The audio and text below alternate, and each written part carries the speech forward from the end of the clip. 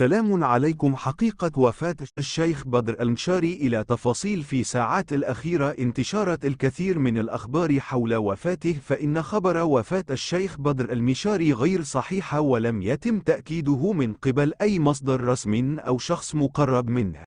وقد شارك الشيخ بدر المشاري تغريدة على حسابه الشخصي على منصة التواصل الاجتماعي تويتر قبل أيام قليلة أكد فيها على ضرورة التسامح. والشيخ بدر المشاري هو داعية وخطيب إسلامي سعودي مشهور، حقق شهرة واسعة تجاوزت حدود المملكة العربية السعودية ووصلت إلى معظم أنحاء الوطن العربي. ولد الشيخ بدر في عام 1973 في مدينة الرياض بالسعودية، وهو إمام مسجد حطين بالحرس الوطني في الرياض. درس الشريعة الإسلامية في جامعة الإمام محمد بن سعود الإسلامية، ثم حصل على درجة الماجستير والدكتوراه من جامعة بيروت في لبنان، وعاد إلى بلده حيث تعلم الشيخوخة على يد عدد من علماء الدين. في نهاية لا تنسوا الاشتراك بالقناة والإعجاب بالفيديو.